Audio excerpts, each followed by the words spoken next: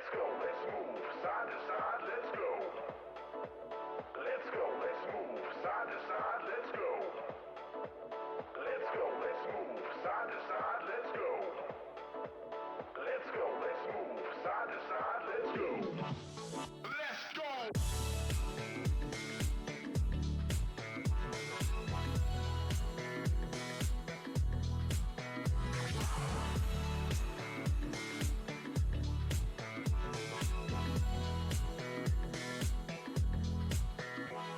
Let's go, let's move side to side, let's go. Let's go, let's move side to side, let's go. Let's go, let's move side to side, let's go. Let's go, let's move side to side, let's go. Come on, everybody, bring it in.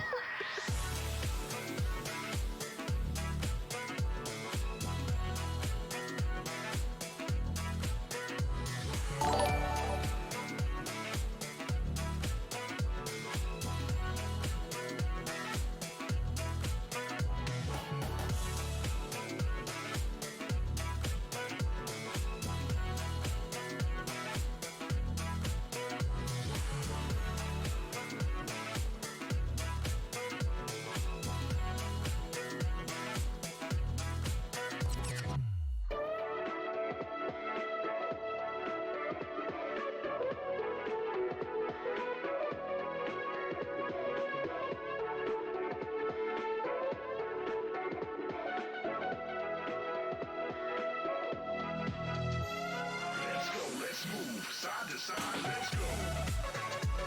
Let's go, let's move side to side, let's go. Let's go, let's move side to side, let's go. Let's go, let's move side to side, let's go.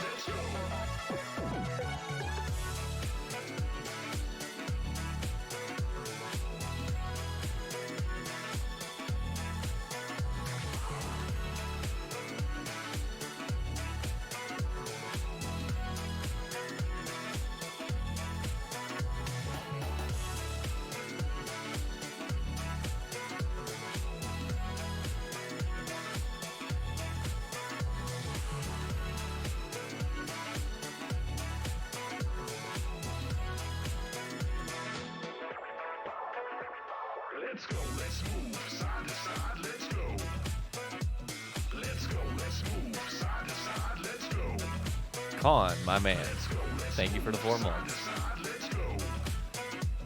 Let's go, let's move side to side, let's go. Let's hop in, see what Paul's up to. Holy shit, he's in a new setting. What is this? I say, you're in a new setting. Yeah, I'm in our like flying building. Shit. Oh, wait. I have to disable this real quick. Hold on.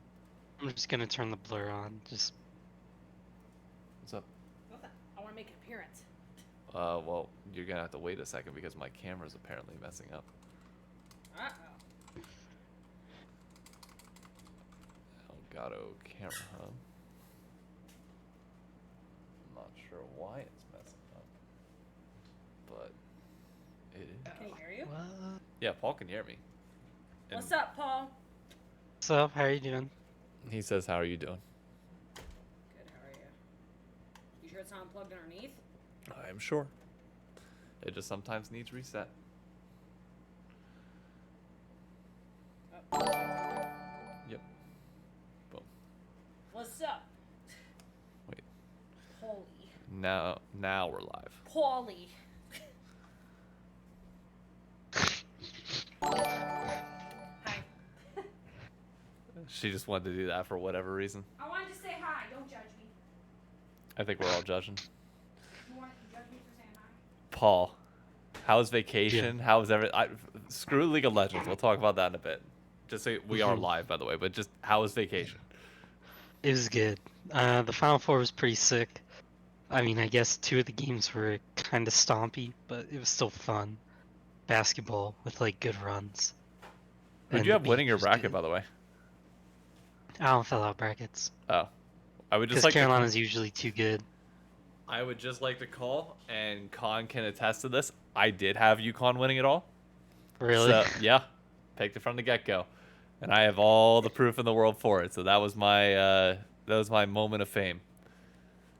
I mean, UConn was a good pick because they were so tall and actually good at basketball. Like, Look, my methodology was simple. I listened to TikTok. TikTok told me you needed a top 40 defense and offense west of a certain line that goes vertical at like the University of Texas. Or it has to be east of that. And there were 8 possible options, and UConn was one of them. So I picked them, and it worked. That was so it. stupid. That was my methodology, and it worked. I won money for it. The fact that that worked. I mean, hey, it worked. Hey, you know what?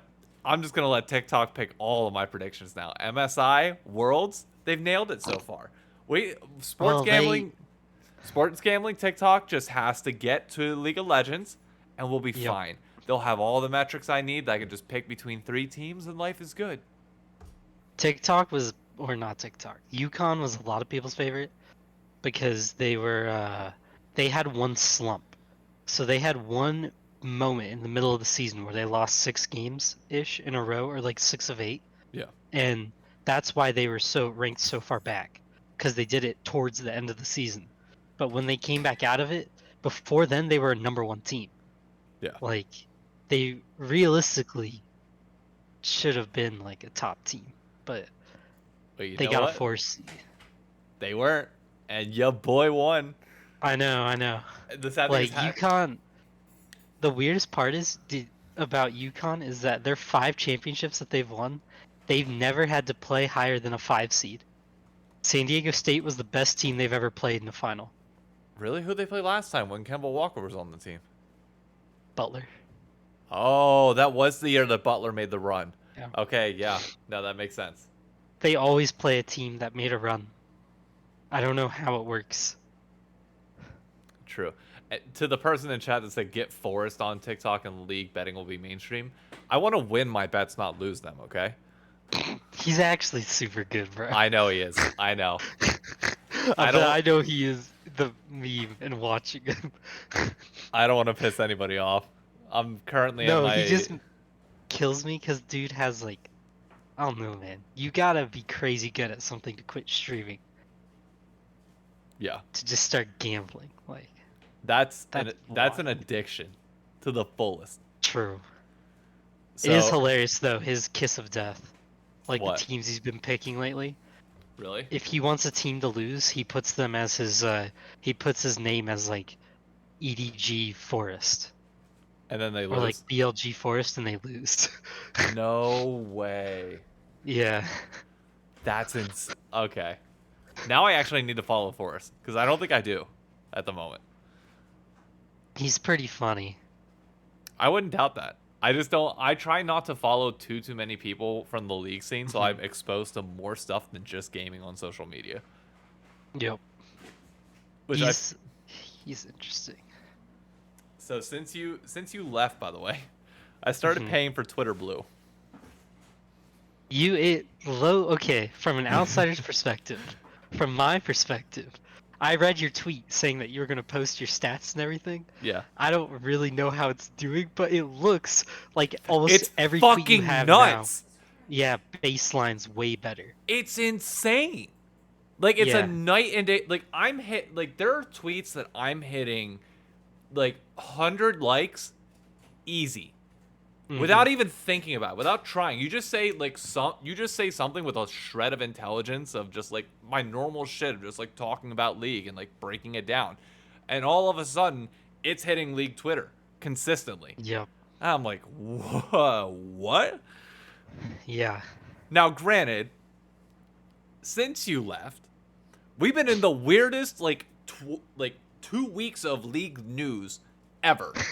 Of like everything happening all because the second I put that tweet out there, it was like, okay, it's gonna be a slow month. Once finals is done, it's gonna be chill. Not much is gonna go on. Like, it's a good way to test it. No, now front page of Reddit, top 2 post on there right now, apparently. So Is it you? well, they quoted my tweet and then gave me a shout out in the Oh my reply goodness. to it. It's like, Who was it? Khan? who was it actually? Who posted? It would not surprise me if it was Khan. Hold up. No, it's a guy named Josephs. Okay, so it's Who's a rant. that, Josephs? It's Was he the guy? No, that was Flip. Flip put the topic I liked. no, I don't. That's the point. It wasn't like Oh it's no, he not is. somebody Yeah. that's like consistently here. It's like, what? Yeah. This is No. nuts. That's insane. Did I tell you who followed me? Not the one that I DM'd you. I'm not talking about any of the ones I DM'd you, but the more controversial figure that I'm not following back. No. For certain reasons. Amazing. Yeah. Barely. I can see why you wouldn't. Yeah. Barely.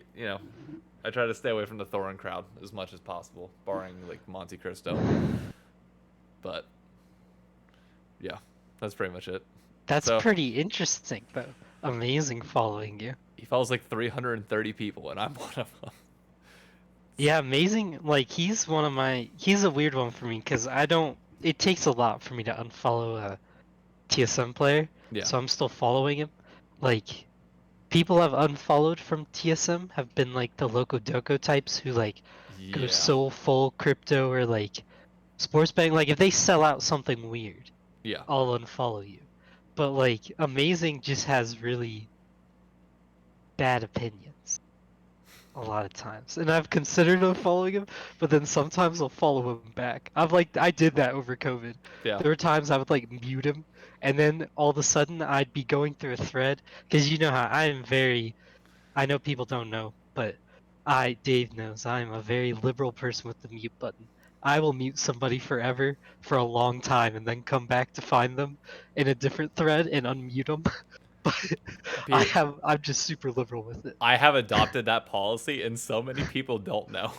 There are so many people that were like, it takes a little bit for me for me to mute, but like if I see a repeated pattern of like negativity on Twitter, Yep. I mute, just not deal Yep. with it. It is what it is. And there's certain like threads as well that once they start blowing up, it's like, okay, I'm just muting it, move on. Yep. I have like him. I've muted him a lot, but he's unmuted now because he hasn't been as bad about that side of stuff. Is he off of timeout? Yeah, but he's like more now. He just like puts really interesting league opinions sometimes that I like go into just to see what I want to get a vibe what the community feels sometimes. It's been interesting because even people that you fundamentally disagree with for the most part on League Twitter, everybody's been on the same page for the last like 2 months of like, Yeah, shit's got problems and we need to fix it. And like this is like a really specific micro niche. But do you know who Bryce Blum is? yeah. Yeah. Sports law guy. Yeah. The other side to the law portion of social media is a guy named like Ryan Fairchild. He's also a lawyer in the space, but he's like super like Trump conservative like lawyer type. Oh, And he released this amazing thread of like things that need to happen and steps that need to happen for esports to become profitable, and like the relations between like Riot and the teams, the player. And Bryce retweets him as like, the worst person you know makes a fantastic fucking point. And it's like, Yeah. what is happening right now? Everybody's agreeing with each other. Like everybody's on Yeah. the same page. It's like, is the world really coming to an end right now? well, it's like we're getting to the point where LCS is now behind CBLOL pretty.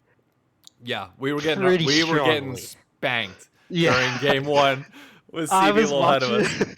I was watching the C. Well, I went to YouTube, and it was so bad that CBLOL was right under my LCS suggestion. Because you know you open it. Yep. Like I watch all my streams on YouTube because I have premium, so I don't have to deal with any ads at all that could Which is possibly a pop up. blessing. Yeah, and I don't need Twitch chat. I don't really care about Twitch chat because it used to be funny. It's kind of just whatever now. But they like, I got on there and I saw 101K for CBLOL, and like we were at like We were at, like- 28 or 29 at the time, maybe 30. Like we got somewhere in there, But I was like, bro, and I thought they were like 4 games in. It was like their first game, they were finishing the first game, like Yeah. in the back half of it. And I was like, no chance their first game in the series has 100K on YouTube, not even on Twitch. And I went to Twitch and they still were pulling like 100K there. On Twitch alone, they were during our game 1, their game 5. So obviously it's like a few hours of build up. But True. our game 1, their game 5, they were at 120K on Twitch. We were at 100K. That's crazy. And I didn't even That's check crazy. YouTube. So if they were at 100K on YouTube, that's nuts. Because I Like- watched a lot of the CBLOL leading into ours, and I don't even care about CBLOL, but I was like, hey, why not? It's something to do. Dude, I'm telling you, Riot is looking at that saying, we got to combine these two. Like, I guarantee you Riot is licking their chops at Valorant right now, thinking about how, like, Loud is playing against 100 Thieves and NRG and, like, all the, like, the Americas division, and just thinking, Mhm. if we could just get 2 of them in the LCS, Yep. we're fine. We're fine. Yeah. The LCS is good. Like, they're 100% Low key though, I wonder thinking what that. they think. I wonder how CBLOL would feel though. I mean, it brings them more money and more attention. The orgs Well, that get the- in, I'm sure, are happy. The orgs that are out are, I don't know. Well, I'm Those- saying I don't know where they're at though. If their big orgs are at the point where they're like, well, we have the stranglehold though on our grassroots, like at this point you might as well just stick because going to LCS doesn't put you like higher No, at this point. No, but I'm not. Maybe long term it would. I'm not thinking about like CB LOL as an independent body. I'm thinking of this as how does Riot want to shape like from top down. Oh yeah, Global League of Legends. I see what you And mean. they are very slowly shifting towards the exact same model that Valorant has. The only complication is the fact that they have legally binded agreements with all of the ownership groups in the 4 major regions. I don't think CB LOL is franchised. I don't believe so. So like they're not a Riot could just force anybody's hand right there. But it's the fact that you have ownership stake with all the major regions that you would have to expand the LCS or buy back Yeah. some of the spots in order to keep it at 10 teams and bring them in. I kind of hate like what I read. I know this is gonna kind of get off tangent. Well, Dude, should I don't we get no, get we got back this one or should we talk dude, about C9 we got first? we got winning it 3 all? we got 3 weeks until MSI. We have more True. time. We have so much time to cover shit. We're fine. I just want to give C9 their credit before We'll I talk jump about to the- C9 in a bit. Like we're going to be Well, talking about it'll them all all. lead. Yeah. It'll all lead in because I was going to talk about what Fudge said on Hotline League. Oh, yeah. The three like international events a year. Yeah. Because I was gonna mention that with CB LOL, because I was kind of sitting there and I was like, this would be cool if like it was regional. One of them was regional, or more regional based. Like if it was, hey, like MSI is now, I don't know how you would do it, but MSI would be something.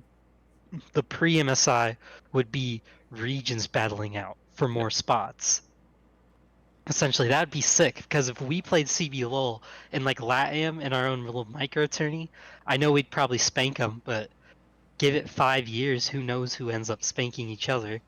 And at this point, because CB LOL's outgaining us on like player base, Yeah. so you could be already making your own Gold Cup style scenario. The only problem is Europe, really, because Europe is one continent instead of like a bunch of countries, so they don't really fit in to that. Interesting. Like the only problem that I've thought about with this, somebody actually had a brilliant idea on TikTok. What if you did a March Madness style tournament with every major region team? All the LPL teams, all the LCK teams, all the LEC teams, and all the LCS teams to kick off the year. That'd be kind of cool. And it's just like nobody's all that practiced, and it's like it's fine, but it's still an it's international madness. event. But like it's pure madness. But it kicks off the year, and it's just a single elim, best of 3 up until the final 4, and then best of 5s, and you just play out that entire bracket, which is That'd be VCT fun. lock-in for those that are familiar with Valorant. But it's just March Madness basically. Yeah, That'd be That hilarious. would actually be super fun. But the problem is, I don't know how you tie that into 3 splits, because they're very intentionally trying to set it up so it's like we end winter split, we have an international event. We end spring split, we have an international event, and that doesn't play well into that system. No, and I kind of I hate that direction they're going because we already have one of our bigger issues is getting people to play for longer. Like having those faker types. Like faker is becoming a rare breed. Like not a lot of people, there's a high turnover in League compared to like a CS:GO or something like an FPS in general that doesn't have as many changes, and a lot of it, yeah, is due to champs and uh, what have you, like patches and all that. But just adding 3 international events feels so crowded. Like it just feels so much. And I feel like the first one just won't matter to me because at the end of the day, Worlds is all that matters. Like MSI is cool, but we all know Worlds matters way more.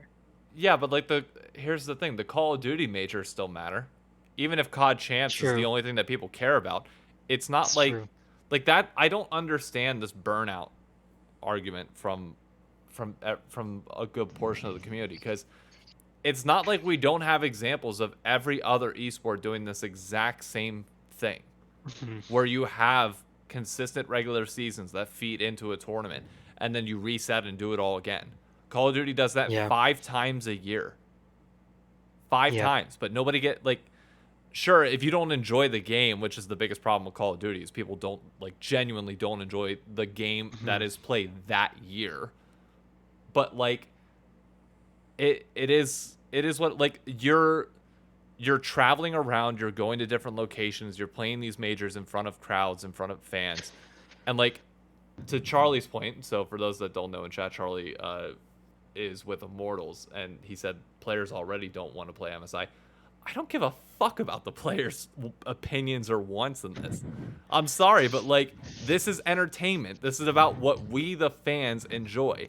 And if fans enjoy more international events, and fans enjoy being on the road more and all this, I'm sorry, but as a player, you need to suck it up and do it. That's how you sustain this long term. Like, you are paid as a professional player to compete at the game and also be entertaining. And I don't want to Yeah. I don't want to condemn the players too much, because by all means they do work hard, obviously, to perfect their craft. But it's all about entertainment of fans. Now, if fans get burnt out from too much, then sure. But we've got a ton of proof that that's not the case. Because even during the off season, people are like, "Where's my league content? Where's my league content?" I'm sorry, but no, I don't believe the burnout argument whatsoever. Yeah, I know people are trying to say like people to Khan's point, like about the people not caring about regional leagues, but I think it's clear people do care about regional leagues. The issue is us in NA might have a more skewed idea because right now we're dealing with the like there was the beginning and we're coming to now this whole different era. Yeah. Like this is gonna be a hard cutoff year. Like this is gonna be one of those years where they go back in time and in the montages they're like, this was the legacy orgs era. Like we call it franchising era, but franchising era is gonna be tucked right in with the legacy org era. And because when you lose TSM CLG, you have a couple other orgs talking about selling all in 1 year. What's a CLG? You I only know kinda- NRG. Okay. All right. I know. Actually, low key, I will I'm say, sorry. I like NRG has been selling me pretty good. Like I know CLG fans are mad at them for buying their spot, but if they would have bought our spot, like TSM spot, I think I could have like actually stuck with NRG. I think the way they're doing things is pretty sensible. I will Like, say, if you want some entertainment, go. Are you still in the Optic Discord? no. Well, yeah, I am. You I go in and check the league chat. It has been nothing for the last week and a half of everybody browsing the CLG subreddit and finding the Oh, most insane jeez. takes and putting them in there. It's great. It is so entertaining. I don't ever tweet about it because I don't want to piss off like the diehard CLG fans that won't be able to take the joke of it and like understand that this is the extreme side of it that we're just poking fun of, and obviously normal CLG fans are perfect. It's just hilarious. It's hilarious watching these people just go on these rants of fuck NRG. I'll never support them. I'll never do any of this stuff. It's like they did nothing but buy No. your spot, and you have a Yeah. vendetta against them till the end of time. Holy shit. They did what any business would do if they want to get in something, which is buy a Exactly. failing business's spot. That's about it. Or a business that wants out, I guess. But CLG, it doesn't seem like CLG is doing what TSM is trying to do with selling a spot, or like you would say, 100 Thieves is trying to do. So Yeah. it seems like they're trying to. They were literally just falling apart, and they were like, "Well, we have to do this." Like, 100 Thieves or TSM or FlyQuest or Golden Guardians, you could say we're probably just like, we should probably just go to what we're good at, and because we're obviously not putting it together here. But CLG was like, "Oh, well, we don't have any money," and they just sold, instantly sold. Like I if mean, you we haven't even seen a number. No, and Like, if you want to be pissed at anyway, be pissed at Madison Square Garden. They're the ones to yeah, blame for literally all of this. Like yeah, how you can be mad at NRG and pretend like 2018 to 2021 never happened is beyond me. Like Madison yeah. Square Garden came in and fucked that brand up Oh yeah, horribly. Like Greg Kim and crew came in and did a phenomenal job at the end, but you're like they're making a horrible situation try and look good. And they did for yeah, us to a certain extent. But if you like look at the engagement on the CLG socials, it was just not where you would think it would be for an LCS org. Because they burned all their goodwill. And there's nothing the good people behind that brand could do afterwards other than just try and salvage what they had left. yep. And the people who were like, it kind of made me laugh because there was a lot of people writing that LCS was dead to them, right? When I was typing to you, I was talking to you in DMs telling you how, man, I might just take a break. Like, Yeah. I'm beat down as somebody watching all my teams sell. Luckily, I had to switch back to my night shift here, and I ended up watching LPL and LCK for like 5 days straight, and that just love of League of Legends kind of doesn't go away, but you just get to watch teams Yep. play over and over again, and that FlyQuest Golden Guardian series was so good that I was just like, screw it. I'm fine. I mean, even the C9 GGS series was good. Yeah. It was just not the team I wanted winning. But, but it was like, I was like, bro, how are we saying that this is bad for LCS? Like an org that pulls like easy over 200k videos, or views, maybe we'll go 100k average on YouTube versus an org that was pulling 2k, Yeah. maybe. Like, how's that bad for the league? You're way better off. It also amazes me the amount of people that were like, what does NRG have to do with League of Legends? They're not like basically insulting that like they're not affiliated Yeah. with League in any capacity. It's like that's the whole point. That's the point. That's literally the point. We are talking, and we'll segue this into the nade shot 100 Thieves shit. We are constantly talking about how we have a problem of accessing a younger audience in Yep. this game. And the brand that comes along that has by far the best footprint with that audience, y'all are sitting here cussing out. Are you kidding me? Give them a chance. They could be our gateway, our Yep. portal. We don't know. Maybe if 6 out of 100 kids knows about League of Legends right now, maybe they'll help us get that to 8. And then 8 goes to 9. And then maybe 9 goes to 10. And you slowly grow that. Like, God, people need to learn to not just immediately react to the negatives of everything. Play devil's advocate for just a second. Yep. And you had, what is it? You can pick your owners here. We'll just do that. We'll give them an option. You can have Madison Square Garden Group, or you can have Andy Miller, Shaq, Sapnap, like With literally, MSG attached, by the way, still. yeah, with MSG attached. But basically worthless now because they might have a controlling stake, who knows? But I highly doubt Shaq and Andy Miller were like, yeah, we're gonna let you run over us. They No, were probably like, no, know your Andy place. Andy Miller, and I'm not just saying this because I know somebody's gonna be like, oh, it's because he follows you on Twitter. Like, I'm not kissing ass here. I've been saying this before any of this shit happened. He is legitimately one of the smartest minds in the business. And a lot of people gave NRG shit for like, oh, they leave esport. Like they come in and then they leave. It's like, well, yeah, they come in and they try their best to make it work. And if it doesn't make sense, they get out, Yep. which is a smart financial decision.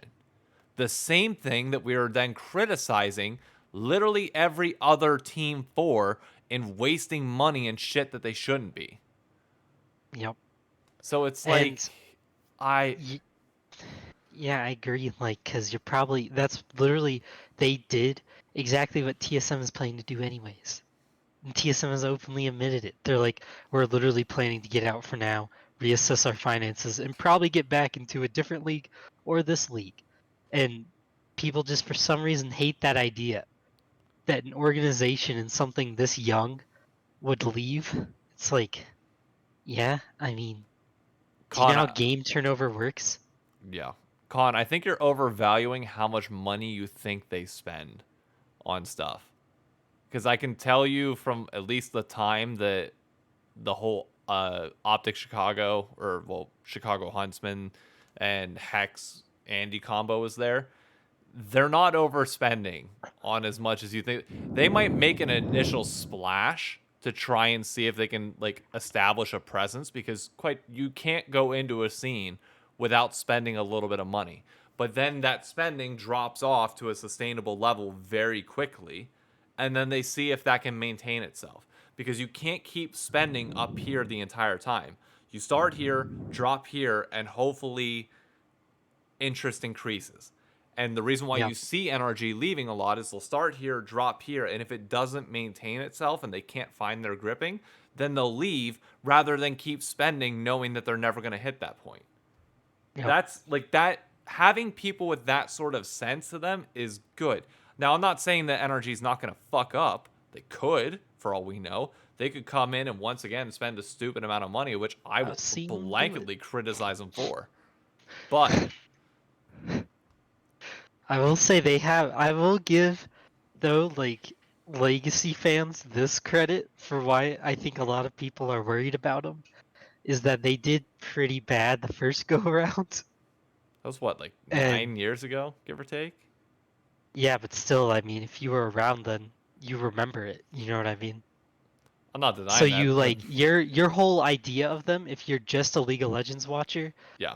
is wow, this is that one org from way back in the day that was kind of awkward and weird, but we'll see what they try to do this time, I guess. Like, It's that'd be almost about a, it. it's almost as if people can grow and improve and change from where they were. And so long as you Again, adapt and don't die, you're fine. we'll see. If they do it again, though, it's gonna be kind of funny. Oh, if they I'll do it again, laugh. it's gonna be hilarious. And then I'm gonna I'll have so laugh. much egg to wear on my face because I'm making bold predictions with them. Andy Miller better not let me down. I swear to God. Who knows? Hard league to win. I okay. On that note, though, I do want to ask you Oh, how how has like the processing of the TSM news been for you? it's it sucked more than anything because they were fully getting out of league. But I with more that's been coming to like I don't know, coming up, whatever. We'll see what happens. It looks like they're still trying to be a part of league in some way. So if that maintains, then we'll see. But Yeah. if they do buy a CS:GO team, I don't think it's the end of the world. Like I think they'll actually figure out things. CS:GO is even I mean, more if they go, volatile than League of but Legends, I though, which get is them just going to odd. CS:GO because right now the relationship with Riot sucks. Yeah, that's the part that I understand because it Yep. is strained, and Reggie does like whether people like it or not. Reggie is still very much TSM. And he's really good at like business, I guess, or at least he's really good at reading his room. He knows when somebody is done with him or trying to let him get out.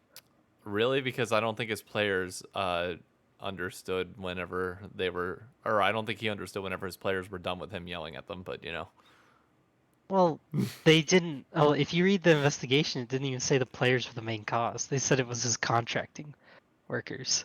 yeah, A lot of I just players were wanted to make fun actually. of it. Oh, I was gonna say because we had players coming back from the time that the allegations were on. Yeah, I know, I know. Look, I don't get how that works, but no, the whole situation there is it screwed. is. It's awkward. I just don't understand how people come back who allegedly filed a lawsuit, but or I don't know what's going on there. Money's money. They I need the guess cash. because if you just need cash, you need cash. But he's at least good businessman wise. At reading a room is more what I meant, not Yeah. like sociability. I bet he knows when to leave something It is or odd when to to see spend. everybody around him though leave. Walter, Oh yeah, GM's gone. Like that. That to me is a that little part worrying. is interesting. It is weird, but with them leaving, I'm not too worried about it. They'll probably figure something out. You know what's also weird? What? Giving an hour's notice and dropping a retirement video and not telling. I don't think that was that bad. I don't think it was that bad either, but I When I personally, actually read it, I don't think it was that bad. no, and I don't know if you saw Nate Shot responded. Yeah, I He read put it. it, and then Bjergsen replied and underneath. Yeah. I don't have an issue with the timing of it. Does it suck? Yeah. Like ideally, you would want like. There's no way that Bjergsen wasn't thinking about this consistently throughout the split. Like he might have reached the final decision at this point, but like he was definitely thinking about it. And you would hope that he would have that conversation potentially with 100 Thieves if he like whenever the season is officially done. But even then, it's like the timing's not bad. The only thing that I personally had an issue with is just sending a message. That Yeah, that just a DM was weird. that didn't sit right with me. They're like unless you truly hate management, which based on the freaking Twitter reply from Bjergsen, that's clearly not the case. No. At least call. Yeah, I don't. Yeah, I just don't think it was. I think it's really just one of those things that people are drama hungry right now. Yeah, I mean people Like, definitely are. yeah, and I don't think. I don't know. There's probably more eyes on 100 Thieves, uh, League of Legends parts of the podcast right now than there usually would be, because of Bjergsen retiring and the Yeah. fact that they're rumored to be looking to sell, whatever you want to call it. But like, They are officially not as of right now. yeah, I just mean like Yeah. the official's official, I guess, until you randomly decide to do it. But I think people are just looking for something else to try to blow up about, because they It's want the league to die. do you think people actually want the league to die? I Or think is this a case of like people like people are gonna bitch until it's gone and they're gonna miss what they had. yeah, I think mainly what's happening is people aren't doing very well at handling the adjustment of C9, CLG, TSM is leaving, EG's probably gone. I mean, EG's or gone? they're gonna. No, I'm just saying, like EG's probably Oh gonna be yeah. super hemorrhaged from here on out, and they'll eventually leave, like TSM, because they're about to get all those all that SmackDown. You know what I mean? Yeah, And usually when it, their runway is running out as well. yeah, and Riot is kind of like Riot's pretty.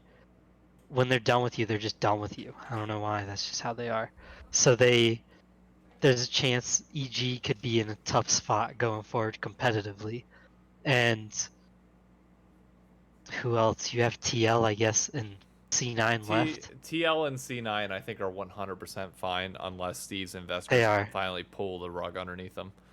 Uh, C9 obviously is fine. C9's not going anywhere. I have full No. see. You know what C9 did? That is like the most brilliant thing that nobody else has fucking done in esports, and it pisses me off. The minute they won their championship, they had a shirt for sale. Yeah, The second that trophy was lifted, true. whatever of light or whatever phrase they made up, and like, get your Yep. commemorative shirt for us winning, similar to the Super Bowl. It's like, okay, why has nobody else been doing this shit? I have to plead with Golden Guardians and partially C9 to get a MSI jersey. At least Yep. C9 has the understanding to put this out. Yeah, I agree, and I think it made sense and it was cool. And like they're playing really good right now, like absolutely insanely good. So, and their team has been insane for like the past what 5, 7 years now at this point. So like they're probably never gonna sell. It's just crazy that TL is putting himself through this. they, they might actually break after a while if they continue to just stink forever. But I doubt they will. I think Steve will hold on. I mean, I hope so, but like, you have to look at the decisions of like bringing Piosik in, and bringing Marin in, and bringing Summit in. Like, it's just, do they see a good name on paper, like a little shiny bell in front of them, and just immediately go with it? Because it doesn't feel like there's a system there at all. It feels very thrown together last minute. Yep. It seemed like I think the Piosik buy, I mean, I was a hater of that from the jump. Yeah. I was like saying, I don't understand what they're doing with him, but I guess do what you want. I mean, I don't know. The more I look at like a lot of the teams, I think the league in and of itself is fine. I just think people are struggling to deal with the fact that the old guard is moving on, or at least a lot of the old guard is moving on, and the parts that staying aren't necessarily old guard. Yeah. Like Curse didn't really have a good fan base because they were always almost getting relegated back in the day. So like TL doesn't really have a ton of, I'd say like their old guard fans from Curse aren't like massive. That's not a huge... They're not the diehard, like, you don't Yeah, have I diehard mean, they're TL fans definitely... in the same way that you have diehard C9 and TSM fans. Yeah, the C9 old guard is there. The only thing with C9 is I'm curious how they keep evolving because they're winning a lot, but their social media is kind of starting to slow down. So I wonder how they'll evolve that, or at least push past it. You know what I found weird, and I think it was you that pointed this out. How quiet their fans are. Yeah. To be clear, Yeah, I thought it was weird. I didn't know if it was sound or not. He's not in chat right now. But Nick is the funniest fucking guy that I've ever watched League of Legends with. We're watching finals. I'm only there for game 1, okay? Mm-hmm. Anytime C9 makes a play, good or bad, he's mouthing out. Like, loud, too. Like, to the point where, like, everybody's hearing and chuckling along. Like, the second Golden Guardian started to throw, he just starts lobbing insults at Golden Guardians. And it's fucking hilarious. And it's like, you could tell it was like a New Yorker, like a Northeast style, like C9 fan. And like, there were other C9 fans in the room, but they were all like quietly watching along. And he's running his mouth. But like, he's the exception, not the rule. Every other C9 fan that I've seen and heard at the event, like, it's not, there's no extra oomph behind it. Like, TSM, whenever TSM's winning, they're going to let you fucking know it, whether you like it or not. Yeah. Well, were. I guess it. Yeah. Yeah. We did back in the day. I mean, that's why everyone's here for our downfall. Yeah, but like at the same time, it's like it also was a good thing. But I think on the offset of that, you had all the you had the loud fans go to TSM and you had the quiet fans go to C9. But the problem is, you need somebody to counteract C9. If you're going to have all the quiet fans, you need that loud offsetting thing. And Golden Guardians does not have that fandom.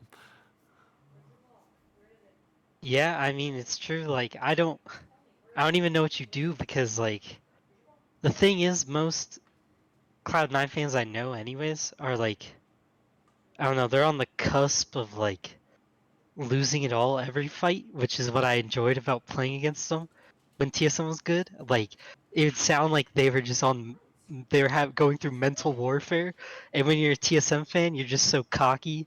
Like the way TSM fans were raised, you were so cocky that even when you were losing, you were still looking at them like, we have more titles. And Yeah. like you'd still be talking trash, so they'd still be like screaming at you, and that was the fun of it. But like the second TSM started sucking all the time, there was really nobody to stand up to C9, and there hasn't been. I mean, nobody's done a good job of doing. EG tried, but I don't know. Like I think Danny had more fans than EG personally, or at least when you watched last year's finals. Last year's finals was hype when all that jazz was happening, but that was like people I think wanting Danny to win. Also, it was the setup of the arena.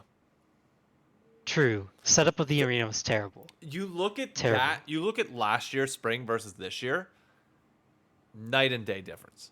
Especially whenever you're not going to have the entire arena sold out. Like apparently, I'm guessing Chicago was mostly sold out because when you looked around the stands, like there were not many blank spots.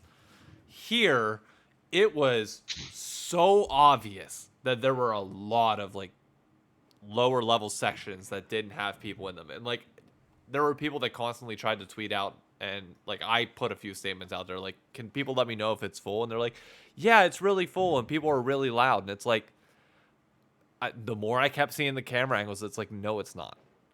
It's really not. And I don't mean to offend anybody. I know I don't want to name any people that reached out to me about this, but I will just say it was quieter than it normally was in that arena. The I don't know if it cheers, was microphones or what. I don't think it. They do the same setup almost every time, and I heard the videos of like people's handhelds. Like, sure, there were chants. It was not deafening, and Yeah. that's not just me comparing it to World's Finals, where obviously, we had 25,000 people packed, but you can tell when there's enough people to fill up the size of the room that you're in, and there wasn't. And it was just blanketly obvious that I think if you shift it back to that spring 2022 setup, Emily, you were bending over with like your ass fully in the camera. I'm literally in shorts. Relax. If you think that's gonna stop the dweebs on Twitch, you're out of your mind. I don't care about no dweebs. I hate to say it more than anybody, because I know we hated on them all year and they proved us wrong all year. But it does hurt the chances of the crowd being loud when Golden Guardians doesn't have a single fan. When nobody cares. Yeah. Like, it just hurts it. And I mean, I will say, Golden Guardians proved me wrong, and they were playing some great League of Legends. They were. It was fun to watch. It was great league. But if I was there in person, I'm not going to be that loud for them. Yeah. Like, you know what I mean? I'm not a fan of them. And if C9's winning, you best believe I'm not cheering for him because of my following. So I can see why the crowd might not have been that loud. Because the thing is, the C9 fans, there's only so many of them. Like, what do you want them to do? Just overtake the whole arena? Yeah. At that point, like, Golden Guardians has to bring somebody. And on top of that, like, It's not much. who said it in chat? Con said most of the fans there were Golden Guardians fans. No, there's a very specific distinction. They were not Golden Guardians fans. They were upset fans. They were fans that were cheering for the non-favorite to win, which always happens. But that doesn't make you a fan of the team. And there is a very distinct type of cheering that happens for actual fans of teams and the upsets. Yeah. Like, how many actual like Golden Guardians chants did you hear all weekend? Yeah, none. I didn't hear None. a single None. one. How many C9 chants did you hear? I don't know. Because I couldn't. I don't really think turn I my heard volume any. up a lot. I couldn't turn my volume up a lot though. The one game I did was that game I told you, dude. Has it been? Because remember when we were talking, I said, has it been this quiet the whole time? Because I was like, I just turned my volume up, and you were like, yeah, it has been, and I was like, oh, okay. But I will say, C9 fans gotta be happy though because they're playing pretty They are nice. 4 They're titles in playing 4 pretty years now. nice. That's Yeah, and they're cooking. They're other cooking. than They're game 1 and 2. But yeah, but hey, they you look know what? good. You had to get your feet wet or your feet underneath you.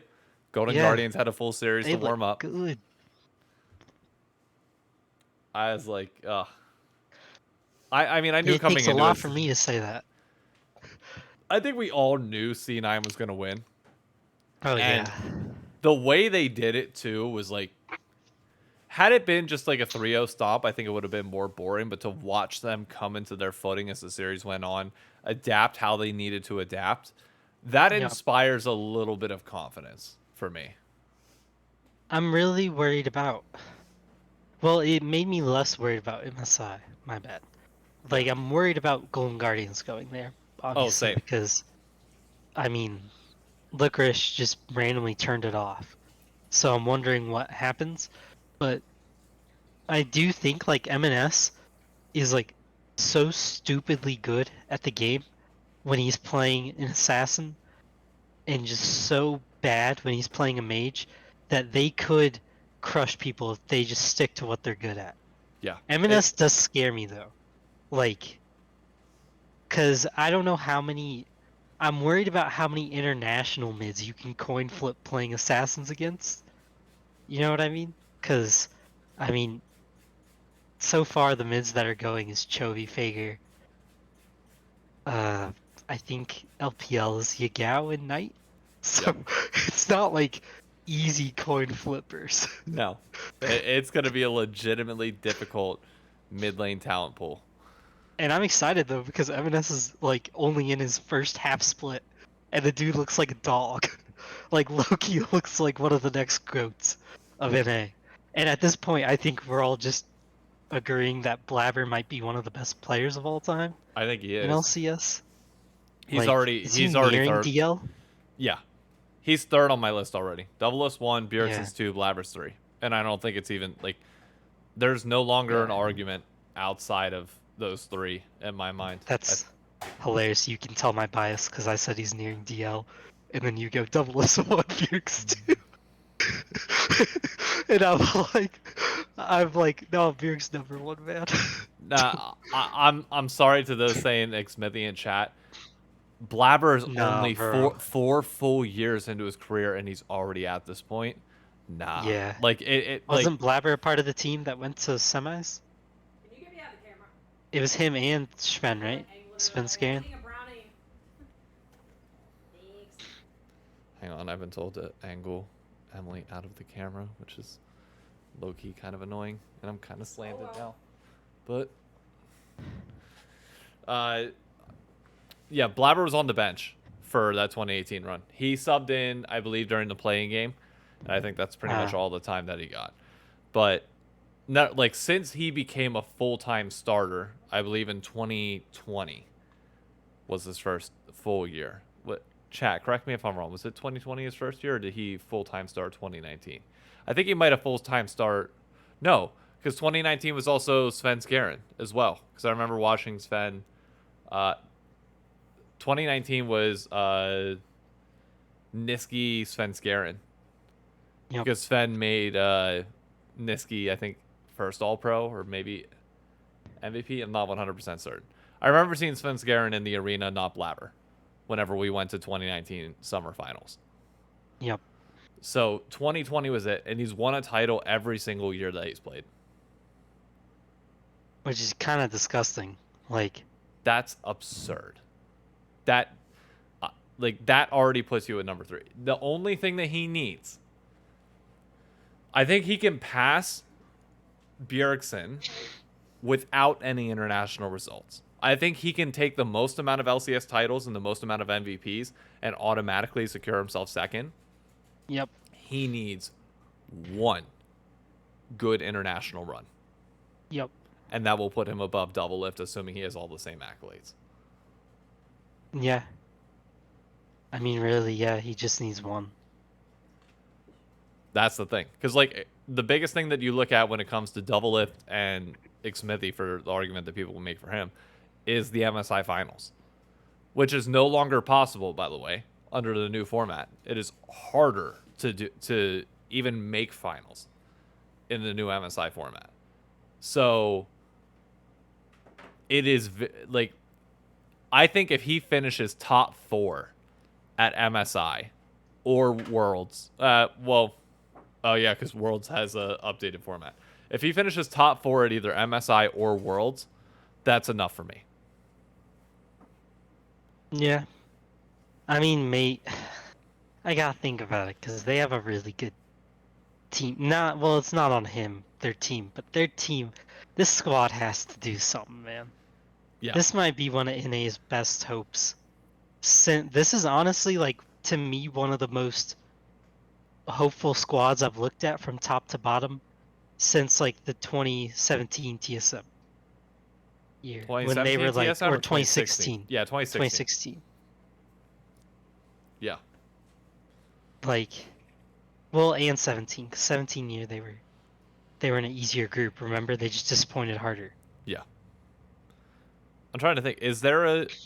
I mean, well, I think that's a little bit disingenuous to a certain extent. You have to put 2020 C9 above this. 2020 C9 was unreal. Oh, you're talking about when they couldn't go? Licorice, Yeah. Blabber, Yeah. Niski, I forget who their ADC was at the time. But 2020 C9 was the most insane insane spring split team we've ever seen before. Hands Yeah. down, bar none. But Yeah. the competition has gotten better, but everybody else kind of fell off at the end of this year as well. So it's like, if people are going to call the competition in 2020 bad, the exact same thing happened this year. Technically, Golden Guardians is the only team that Cloud9 played in playoffs that didn't have like a mini collapse. Yeah, and I don't really care for the competition No, neither stuff do I. because we've had the same guys winning every year since the jump. Yep. Like, at this point, who cares? Like, you can say the competition wasn't good enough, but it's like, bro, like, since then, Sven has been dominating this league. Like, Bjerg, Sven, Double Lift were like prominent parts of this league since the start of it. So, who really cares? And like, depending on the fact, like, this year could get way harder, and you could see DL make a massive resurgence. Yeah. Assuming that 100 Thieves just gets somebody who can play mid lane, cough cough, Maple, because TSM can't afford it. I want Maple so bad. I want Maple so bad. You're gonna go No from idea. he's mid all the time to saying he's the mid all the time just because he joins your team. I was gonna say something really controversial, but I'm not gonna say it anymore. Say it.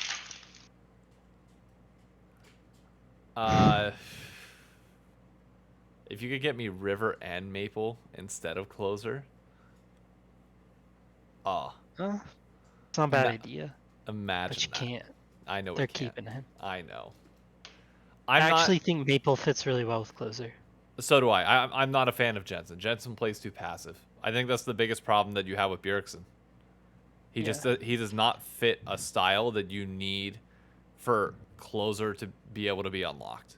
You need somebody that's willing to go as balls to the wall as he is, and let People want Jensen over Maple after Yes. last year. Yes.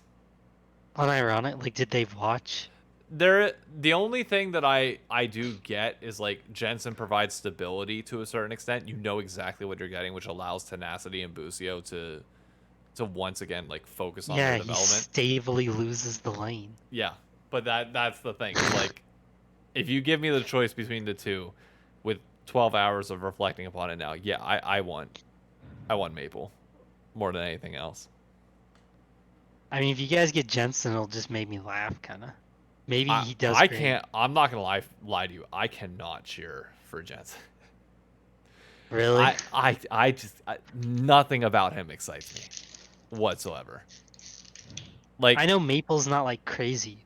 It's just that Maple's like, at least Maple can play everything yeah, right now. Like, I don't know. I feel like Maple isn't hasn't lost a step. I felt like Jensen and Bjerg were clearly on the decline. Yeah. Like you could just see it. I don't feel like Maple's on a massive decline. I mean, Faker's technically on a decline right now. We could grab him. Yeah. I mean, did you watch LCK finals? I watched the gameplay? highlights. It was bad. It was I really, watched- really bad. I watched the whole game, and I can tell you, like, when you're sitting there watching it and they don't skip to the next one, and you're just sitting there for 2 minutes going, man, was that as bad as I thought it was? And you're just kind of sitting there while T1 can't do anything because he died, and you're like, man, it's getting worse. They're taking like in him because of this. Like I was like, bro, I was like, that's like the goat too. That's the Yeah. goat. Oh no, I feel bad, and I had this conversation with a few people post Worlds Finals, because all the conversation was on like DRX winning and the hype story behind it, and Mhm. I brought it up to a few people. I was like, dude, I haven't come close. Faker played really bad this series, like really, really bad in another big moment. Yeah, but you don't move on from Faker. He moves on from you. No, I'm not saying you move on from him at all, but I'm saying we are now at the point where Faker has not won a major international event since 2017. He has now made finals consistently at both MSI and Worlds and LCK finals. And he has choked his last his last four major chances now. MSI, LCK Summer last year, Worlds Finals, and now LCK Spring this year. That's 4 in a row that he's choked. That's Yeah, it doesn't help that Zeus is. yeah. Like, When they're has putting him on tank duty, it's a problem. He has a hate crime against them. My dude owns a trucking company and is intentionally praying for his own downfall so he can make more money True. on the trucks. Has to be. Actually has to be. I will say too though, that Pays kid, bro. I don't know. Like I sent you that after the games because I was watching them all, and I just text you my thoughts as I'm watching them. Like whatever factory they're making these Korean ADCs, and I'm pretty sure there's one chick that they're making birth all these Oh kids, Jesus Christ! and she's just this poor lady has been creating goats just over and over again. Like, where do you find Berserker, Viper, like Ruler? Ruler's about to win LPL. Okay, think about this. How crazy is this? Their Korean ADCs are about to sweep major regions. No, other than freaking Hansama. Dang it, because of Crowny. But they're about to sweep LC. Well, they'll get LCS, freaking LCK, and LPL. That's disgusting. I cannot Disgusting. believe you All suggest. Koreans. I cannot believe you just suggested that all of the major LCK ADCs are born from the same mother. Well, no, I'm saying Korean ADCs. Not all of the good ones. I'm sorry. The good ones, not the bad ones. How do you explain the ages? Many of them are the same age. That's a good point. It's not possible unless they're fraternal twins separated at birth. Alright, fine. It's all the same dad. Okay. That's easier. Okay. We might be on to something now. Yeah. That's I'm a saying is, legitimate theory. Somebody's out there with the American Pharaoh bloodline in them is just pumping out ADCs. Have we investigated the greatest Korean snipers all time's genealogy? No, we haven't. Dude, it and could be until we some- get to the bottom of it, It could be some random dude in a club for all we know. He's going out fucking the club up Nah, on a this Saturday dude- night and creating goats for all this we know. dude in his mandatory service didn't miss. In every way. Just saying. But he didn't miss. Like when they did their marksman training, he was just like, bah, bah, bah, bah, bah, 40 down the line. Just killing it. And then all of a sudden, like, he goes to the club, doesn't miss again. Man can't miss. We know that. And he just keeps hitting. boom, boom, boom, like that, and then all of a sudden, bam, you get Ruler, you get who else? Berserker, you get freaking Viper, you get Deft, even freaking Deft. I forgot about Deft. Deft is irrelevant because of how many good ADCs there are. Pays, like it's insane. A dude who just won Worlds isn't even coming close to MSI. Not even close. He plays with Canyon and Showmaker. He's not even close. And you have Guma Yusi just kind of sitting there in the background, just destroying people. I hope this dude understands the value of his studying right now. Like, he could legitimately be making cash. Yeah, he could be. Wow, that's crazy. Wait, really? What Nick just said? No Worlds winners are at MSI? That's wild. Wait, well, yeah, because Zeka and Kingan are on Hanwha Life. They didn't Uh-huh. make it.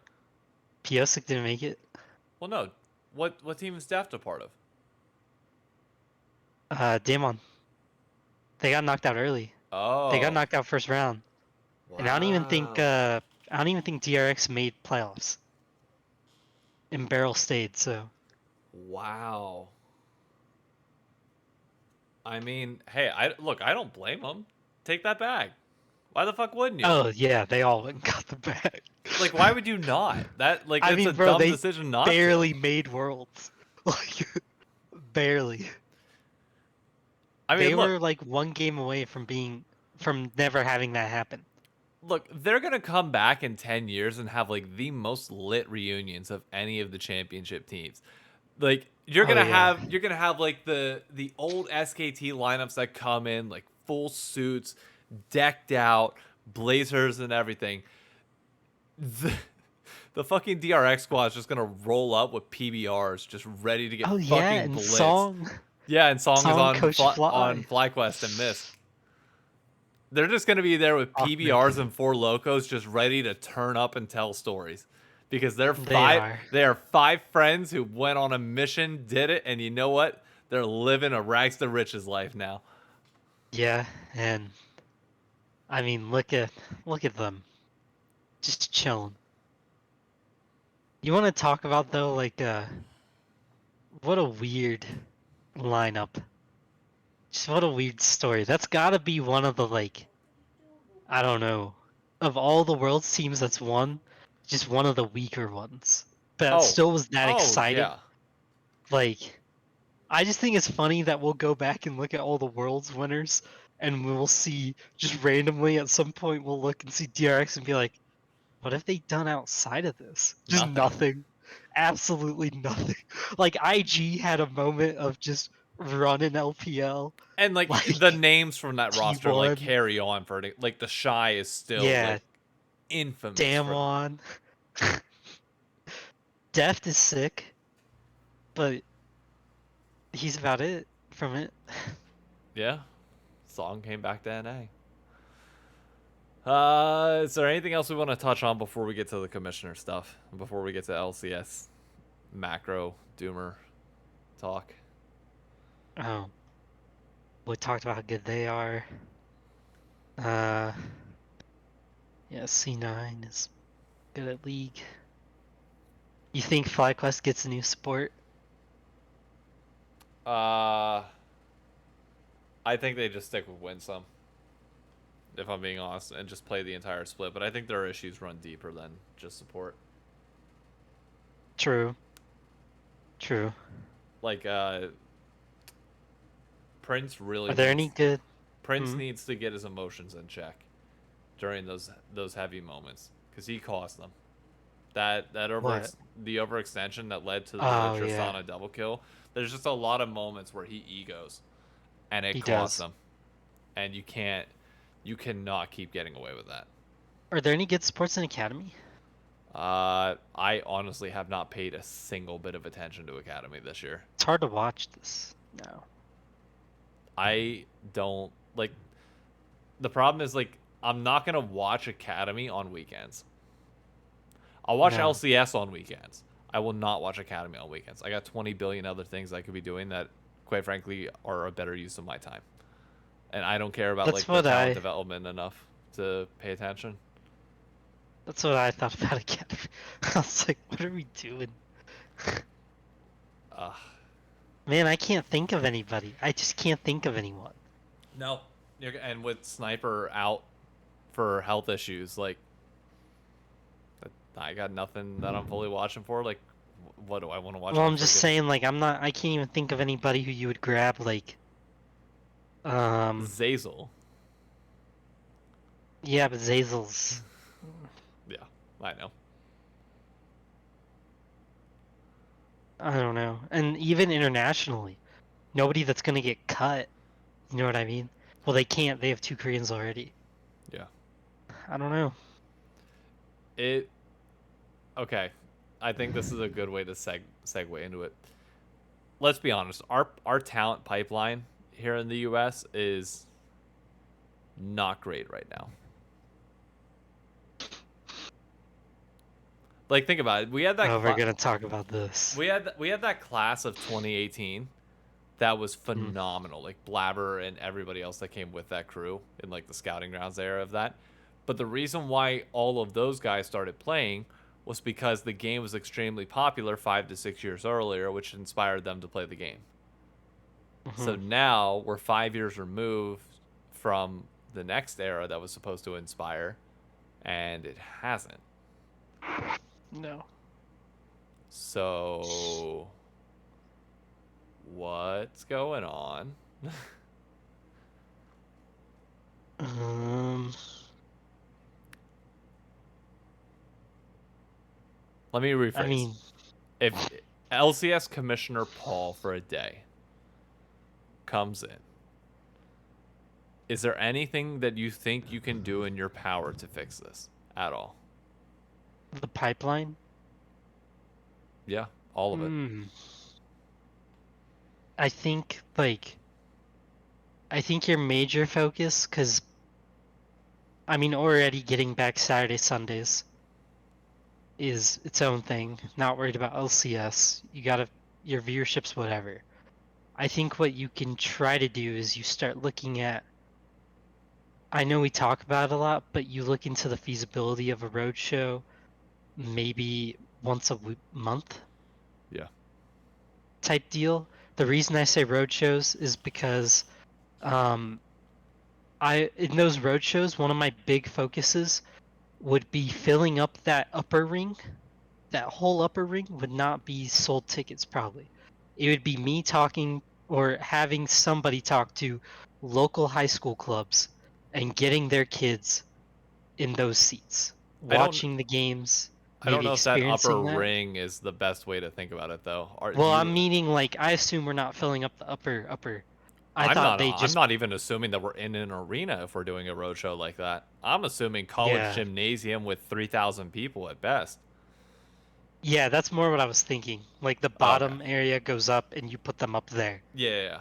Okay, yeah. Like I was thinking like a high school gym. Like Okay, yeah. well, No, high school I gym for that's my Indiana bad. basketball, which I guess can get pretty big, so never mind. But high school high school gym like that. You want to put them in the top and you want to try to have your club kids playing and maybe those weekends also host like club finals. Like do something like that. Work it in. So every state is having a tournament Let like the leading best into the college weekends. like prior to finals you have College and high school. Like yeah, because you're yeah. you have show matches before. Like instead of having like one day, like say I don't know, if you're there for Saturday Sunday, one day you bring out a bunch of streamers and like have them play, and then the other day you have like the college kids. Like give the kids an actual chance to play on the stage that the pros play on. Yep. Yep. But if you can get high school clubs, because that's about the only way you're gonna fix this, going, you might be fine. I mean, still, we're talking about a long shot. Like, I get that. But I don't know where else you do it, because right now the online space is already bought, essentially.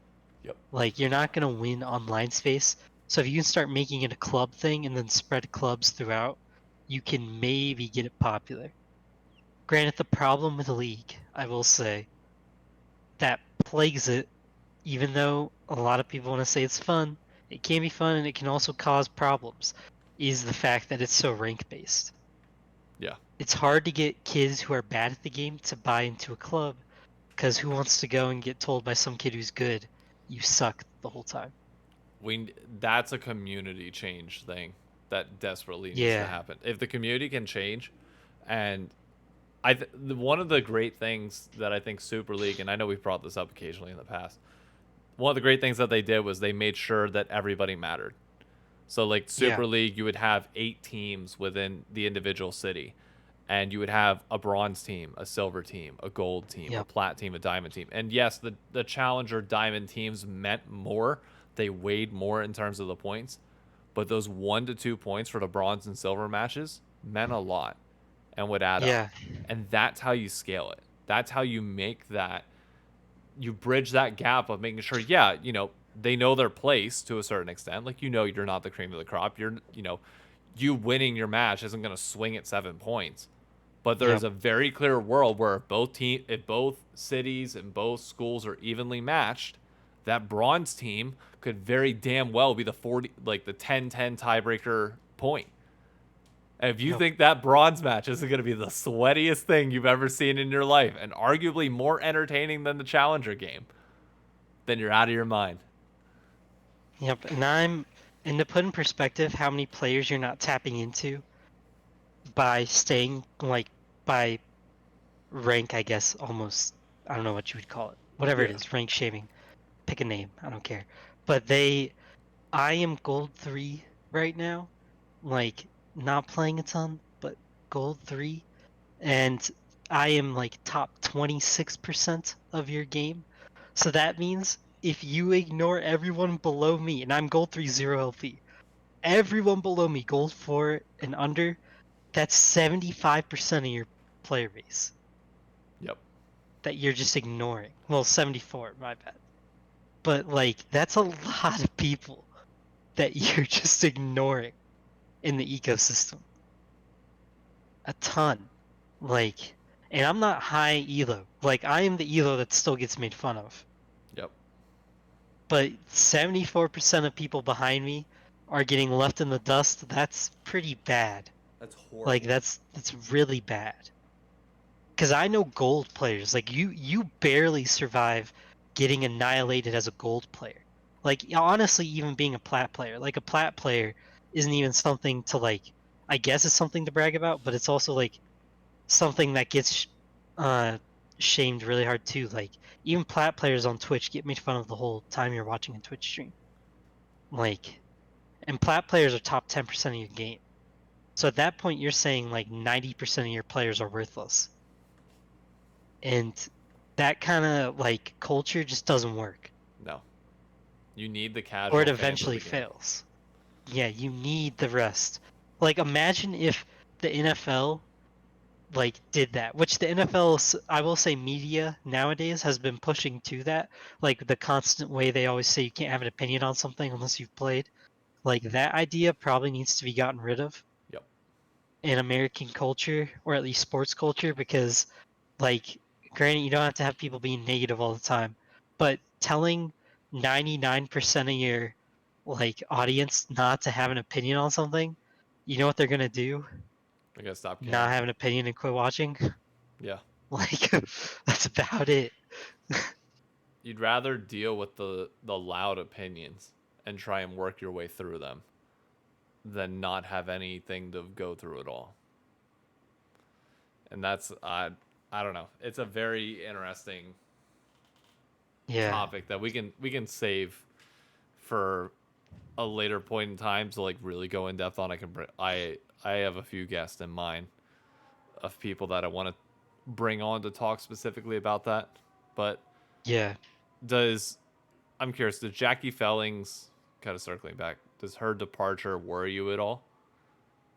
Because obviously I'm a little bit more in tune with the league scene, whereas you're a little bit more on the outside of the Yeah. business stuff. So I don't know what your opinion of her and her actions are. I would say for the things I understand that she had control of, yes, because I think she was doing good at uh like her content changes were working, in my opinion. Like, those weren't bad at all. I know, like, I highly doubt she had a ton of control whether or not we played on Thursdays and Fridays or Yeah. Saturdays and Sundays. Maybe she did, maybe she didn't. I'm not trying to make you answer that, like to put you in a bad spot. I don't know. Yeah, I'm saying like I highly doubt she wanted that. No, I don't that think any commissioner wants to move to weekdays. no, I think that was a Riot Global decision pushed down to her. Yep. And so I highly doubt that was her fault, so I don't blame her for that. And I think that they were making like strides in the right direction. The issue is like losing her now. It worries me because 6 months is not a lot of time to put together a plan for a league. Yeah. Like I know it sounds like a lot of time, but they still have to hire someone, which maybe they've started hiring, let's say 2 months ago. So if she gave them notice on her way out the door. But even then, that person isn't gonna get their butt in the seat until like maybe mid-April, late April, Yeah, at best. May. Oh, I'd be willing to guess May. Yeah, May is like you have from May on to figure out. My bad, it's not 6 months left of the year, I guess. But like, I'm thinking my deployment cycle. There's but 8 months of like or 7 months to plan things for that January start is not a ton of time. Like that's just not a lot of time. I'm pulling up the Riot Games career page right now to see if they listed it as an official career.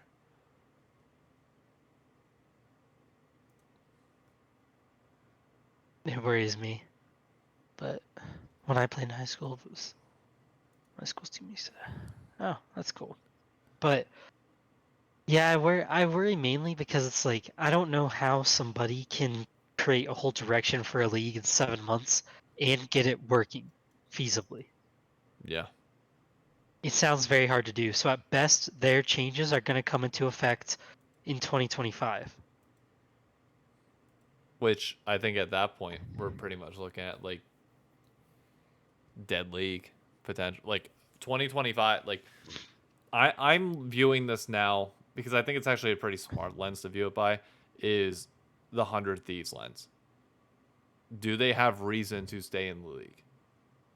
And John Robinson Yeah. made a very good point that I didn't think about until I dissected it a little bit later. But he basically said along the lines of, we need to value whether the League of Legends program is pulling its weight for the cost and has a viable future long term. And obviously, the answer to that right now is no.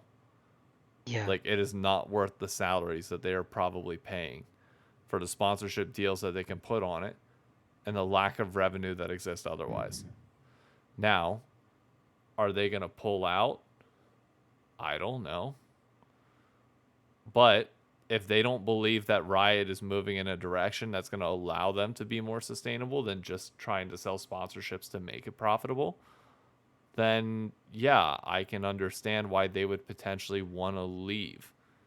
Not saying that I would, because it's a passion for me, but I'm also not answering to investors where this needs to be rationalized, where every decision is not a matter of passion. It's a matter of making sure that they're stable and eventually on a road towards overall company profitability. And you don't have to fire your employees. Bingo. Not everybody wants to fire and lay people off and feels comfortable doing it. Some Yeah. people it sucks for. I'm gonna guess Nate Shot. I highly doubt Reggie cares, just from his past. But I think a guy like Nate Shot cares. Oh yeah, I he think a guy talked like about it on Nate his Shot is thinking podcast. about everybody, and he wants everyone to eat. And he just seems like that kind of guy. And my guess is he hates when he has to do that kind of thing. Yeah. So He talked at I length about how it ate, like the first round was bad, but the second round like yeah, because he really had to do it fucked him again. up. Yeah. And you gotta think too, a lot of these orgs could be in the position where they're saying, well, we this isn't holding up for us. Our company needs to kind of pull back right now and survive. But if LCS lives, they'll probably do an expansion in 5 to 10 years if they survive. So we can come back then. Yeah. That could also be in the back of their minds. If they survive and we survive, there could probably be a relationship here in 5 to 10 years. Do you think there's a chance that it dies? LCS? Yeah, like actually dies. I don't I don't know. I'm not like I'm not the most convinced it can die. Well, I'm worried because of America. The thing is, I think we all know like League isn't gonna die. Yeah. China, Korea, and Europe seem to have a growing interest in League of Legends. Yeah. But I don't see that in America. No. I don't know anybody who plays it that's much younger than me. I am exposed. Well, younger than me. No, I have no clue. But like, I walk around like the PC cafes here in New York, and there's a good bit of people playing it. So like that part gives me a little bit of reassurance. But I know not everybody. Very few people have the ability to walk around and see if other people are playing League of Legends on a computer in a public area. And I know a lot of parents won't let their kids play a MOBA. Like, I actually know a lot of them in indie, at least where I'm around. Like, Yeah. kids' parents won't let them play MOBAs because MOBAs are so long and, like, addictive compared to other games. Like, they would rather their kid play Apex or Valorant or Fortnite because they know what that is. They know Call of Duty. They I mean, get it. Valorant can also go long as well. So I It wouldn't. can, it just feels less worrisome to them. I will say, I think if that were the case, then Riot would shift to the Wild Rift philosophy. Because I'm not gonna Yeah. lie to you, Wild Rift I've been enjoying. I've been playing it more the last 2 weeks because I don't have time to hop on my PC and play a 45-minute game of League of Mhm. Legends. You can get in, out, and done in a game in 25 minutes, give or take. Dude, Yeah. I am now a silver like 2 or silver 1 Garen one trick, Dang. and it's working. That's actually pretty cool. I'm going the full Moose Hater route, like just building nothing but Yo. like Hull Breaker and just breaking people's ankles. Yo. Nice. I'm not gonna lie, I've been trying to get back into League and get back in the swing of the game lately, and I just can't. I don't know what the meta is. The meta is just something I'm not gelling with. I Game mean, doesn't feel good right now. I got the Performance League starting next week, so I'm curious to Maybe you'll see be how addicted that. again. Well, I mean, I still enjoy the game, to be clear. I just haven't had the time to play. And Yeah. the ADC meta does not change all that often. Like that's the nice thing for me. I know you're between It's roles true. and like you play a lot, like a lot of different types of leagues, so you have a little bit harder time committing to one specific style versus Yeah. the other. Whereas mine, it's like I'm gonna get on and I'm gonna play Tristana, Varus, Ashe, like Yep. a select few of champions. The threats that are coming into me might change, and that's fun to me. Like I like the fact that I log on and it's like, oh, I like this is different than the last time I played it. Yeah. But I get why for you might not like it. Yeah. I mean, we'll see. Yeah. There's a lot of time left, but I do think like I don't want to say it, but there's a chance the league could die in 10 years. Oh, in 10 years? Yeah. That's Yeah, anybody saying no to I'm that's out worried of their about it. mind. Like I will say I'm way more worried about the league this year than I was. I would say 2 years ago I was comfortable with the league.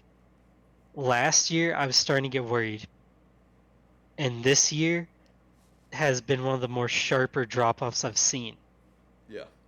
and it's insane.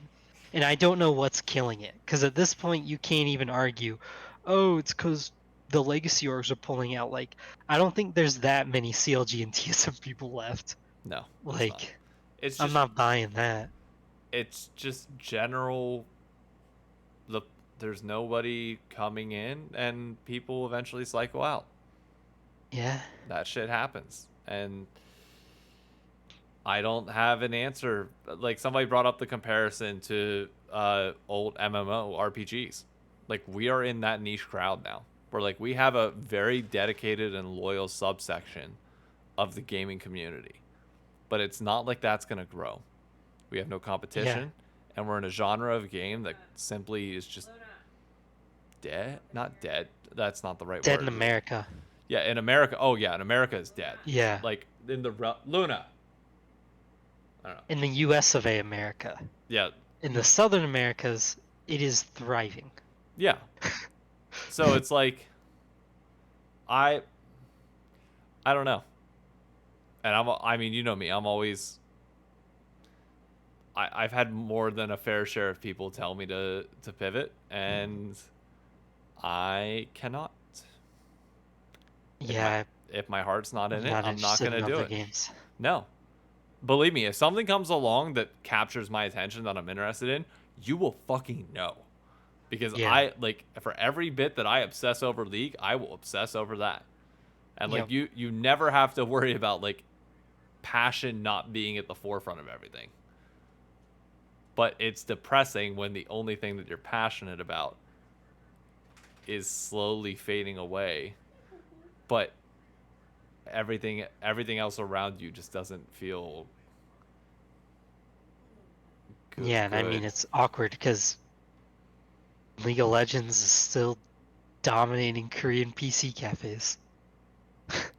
What's weird too is like if you think back to like 2015, 2016 era, like it's not like MOBAs can't be the most popular thing. Like we were getting 500, 600,000 viewers and everybody and their mother was trying League of Legends or at least hearing about it. Yeah. And like that fad for a new type of game that is as complex as a MOBA can easily happen again. Yeah. To say that it can't is just naive.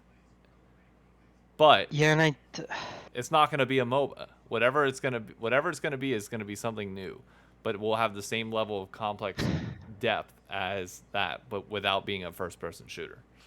I do think too, like one of the issues I've noticed at least is that with League of Legends, like it doesn't there's so many changes that the burnout is pretty high, Yeah. right? Like, because I've talked about even in the past that I hate how many new champs they make, but I'm not like one of the only ones saying that. Like, Showmaker says that a lot too. A lot of people say that. Like professionals of the game and like just streamers are like, man, there's just too many changes sometimes, and that can flip either way. Like, there can be people who like the changes, there can be people who don't. I don't think that's a huge issue, but in America, when you don't have a ton of new people coming in and people start to burn out, like that's why it looks so ugly for us. Like in Korea, there's no issue when Showmaker says that he's tired of all the champion changes and he's burnt out and he's quitting the game, because they'll just make another Showmaker. Yeah. Like I've said, they go back to their factories of baby making and pop out another Showmaker somehow, and he's just as good as Faker and Showmaker, and he's And winning everything. and he was raised on Zeri and Aphelios, so like he's Yeah, a whole other level. yeah. But here it's like, oh, I'm tired of the game. I think I'm taking a break. Or Brandon's tired of the game. You know what I mean? Me and Brandon haven't been grinding. And Brandon and I are probably your two most like grindiest people that Yeah. we'll be playing like by the end of the year we'll have 1,000 games almost. Like we're not even grinding anymore because of problems. So it's like there's no one to replace us though is the issue. There's Yeah. not some kid in high school finding the game. Like in China, there's some kid replacing the guy who quits. We just don't have that. And like So it makes it awkward. there's also the argument that I've used a lot, which I think is coming back to bite me in the ass to a certain extent, is you look at football, and a large portion Yeah. of the American population does not play football. But the thing is, you have these subsections within America that everybody plays it. Hmm. And that's like the Southern Bible Belt, like the Florida, Alabama, like the SEC belt, where football is life. And even in the Northeast, you have these pockets where like there are some really good football high schools and programs Ohio growing up. produces some of the most. Ohio, Pennsylvania has quite a few. Like Yep. you've got a lot of these programs that even if the majority of us don't play, you have enough pockets of these people that produce good talent to Yep. make it sustainable that we don't have to. Yeah. We are not in a position with League of Legends where we can afford to just have everybody watch. We need people to play. And unless you Yep. get rid of the import rule and allow Korea to be that hub, then sure, but that's not relatable to Americans. No. As much as like people might not want to hear that, it's true. The You import need rule is good. Like, you need that. you've come around on that. Well, it's like good at keeping us playing. Yeah, I think Yeah. the import rule is good for sustainability. I hate the import rule because I wanted TSM to just import 5 players and win. Like, Yeah. I couldn't care less about sustainability if my team's winning. But Yeah. if my team's not even in the league, then yeah, I get why the import rule is there and I'll say it. But but like, cause yeah, basketball has what? Indiana, Brooklyn, Oh, Jersey, Indiana, LA. all of New York, portions of Yeah, California, all of North Carolina. yeah. But Like, it's like, yeah, league doesn't have anywhere no, in America. we have no pocket, really. Other than maybe New York, but even then, like, there's nothing to tap into those regional markets. So, how do you, how do you do it? You don't. You don't. I feel it just feels awkward because it's like we're at the point where I don't know what you do. Like we can't we can't seem to get past our current player base issues. Like and I will say one of the parts I think was a sign that we just never noticed at the time. We used to we would almost brag about the fact we had these goats in an ace, these dudes who played forever. But when you look at other regions, it's probably for the better that they have more turnover than us. Like they're because you have stinking who is it? You in Korea? We've gone through eras of Ryu, Faker, Showmaker, Chovy, like now Zeka, like all these guys coming through, getting to see them scout. And then in China, like think about all the Chinese players that have played. I can't even think of all the names. There's been so many. Like they have insane top laners or mid laners or ADCs almost every other year, and it's a new guy. Like it's always a new guy. It's crazy how often it is. Yep. They don't just have these guys strangle holding the league for 8 years. They have somebody figuring out how to beat them. In NA, we don't really have that. And to be fair, you do have one or two that are consistent presences Oh yeah, internationally, for but like sure. it's one or two, not like the The whole same. league. Yeah, not the whole league who's been around forever. Yeah, like it's not like every year Faker what? Clear Love was going all the time. Faker was going all the time. Uh in Europe, you're getting Caps since forever at this point. Like he's been going all the time. But in LCS, it's been Doublelift, Yerg, Jensen, like way too many names. Blabber, Sven, Sven Skaren. Blabber's new enough that I'm not willing to include him on that list. But It's he's only been like, it's yeah, only I been four guess. I see years. what you mean. It's only been 4 years. Like Yeah, Chovy is that same length. So true, like true. That's fair. I think that's disingenuous to include him. But like the fact that Stix A is up there, the fact that Yeah, who he is still up there after that long, which by all means, testament to them for being good that for them. good, Yeah, but also a testament to how bad the NA talent pipeline is yes, that we don't have the ability to exactly. flush them out. Yeah, it's an absolute like smack in the face to our development scene because if you aren't able to develop a guy to eventually challenge the king, then like what are we doing Yeah.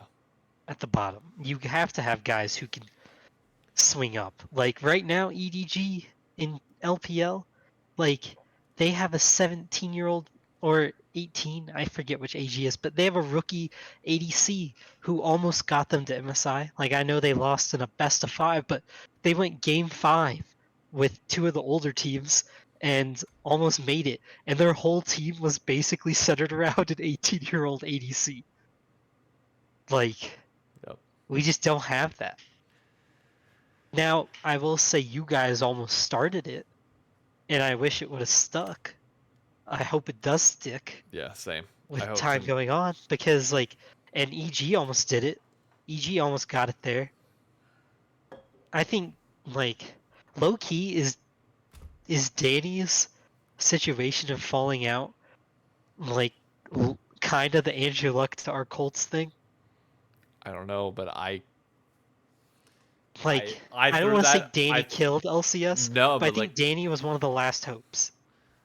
I also threw out there weeks ago that like maybe the EG management stuff was tied to EG's bad performance in some capacity, and ever since the Danny story came out, they've not been good. I don't know, but Yeah. it is 11:37. I want to do there unfortunately were no subtopics, but there was one general podcast topic that I wanted to address real quick. I think this is Nick. Is that Nick? I think so, but it's the Let's Go C9G. He said he'd be okay with any team in the bottom 5 outside of Team Liquid selling their spot or being bought like TLG. All right, I need to read it. Where is it? Podcast topics. Yeah. He said he thinks the consolidation of orgs is better thing than not. I'll be honest with you, I think you could replace almost the entirety of LCS orgs barring C9. And I don't think even 100 Thieves to a certain extent, but there's not enough brands to really like go around. I don't really think I mean, like brands, if I'm being brutally honest, that I don't think make any bit of a difference in the LCS in all actuality. I think he's not wrong. No. Dignitas, Immortals. Let me pull up the standings just so I have everything. You could even throw TSM in there Well, I'm assuming because they're gone. I'm assuming like they're gone, so there's no point in even mentioning them. You could honestly move it down to 8 teams. Dignitas, Immortals, Golden Guardians, despite their investment and their Oh. success this year. The camera's turned off. Oh, whoops. Hold up.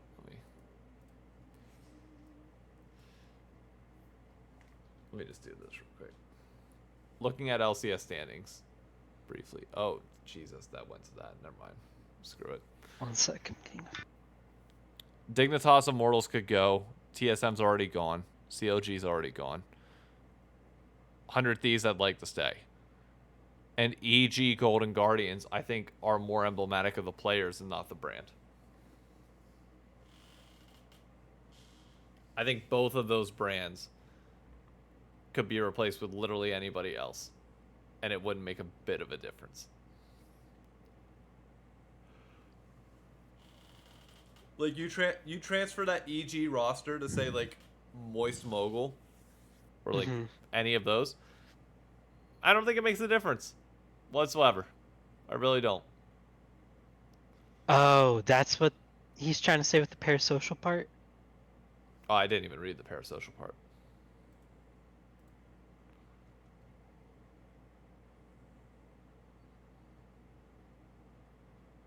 No, I think he means like. Actually, I'm not sure what that means at all. So Oh, he's saying they're. I think he's trying to say they're leeching.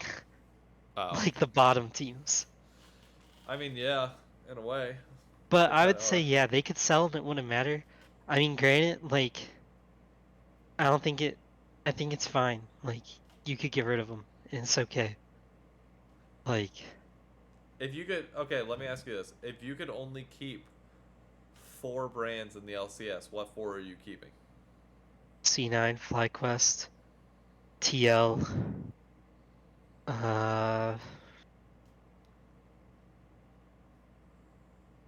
Energy.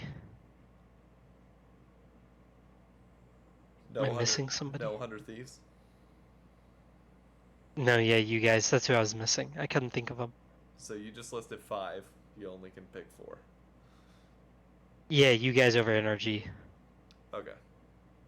Well, yeah, I'll just keep you. get rid of them till they prove it. I'll be I on think it. you could get rid of Immortals. I know Golden Guardians just popped off, but it feels more like a DRX thing than a sustainable thing. Agreed. CLG's already gone, but I would have got rid of them anyways. Us, because we're trying to leave anyways. And when I said Immortals, Golden Guardians, them, Dig, and who's the other one? EG. I mean, EG's in the pits of hell right now, fighting for their lives to stay in the league. So, as far as we know, and I'm gonna assume they are. Yeah, probably so. Like, Yeah. so yeah. Anyways, anything else you want to mention before we officially wrap this up? Because I gotta get this next Where loaded is over. my stinking? Where's my power ranking thing from the beginning of the year? I We don't can know. talk about this next week. We will, because I was right on mine. You For were? Cloud9 being first, at least. Where is mine? Or where did we put them? Podcast topics, maybe? Yeah, I think like way up. No, they're not in there. Moe, we the only two people that we had in mind were Maple and Jensen, and we prefer Maple over Jensen. That's pretty much it. But I mean, you have to agree with that. There's no way you don't. yeah, Like, are there people who think that they would have been I better off? I don't know, but I don't want to ramble anymore. I figured we can catch up a little bit off stream, and I gotta get this exported over. So Yeah. to everybody that tuned in, thank you so much for watching. I will probably be live streaming maybe on Saturday, possibly Sunday. Follow both myself and Paul on Twitter if you want any updates from us. Otherwise, I will catch you all on the next episode and the next stream. Adios.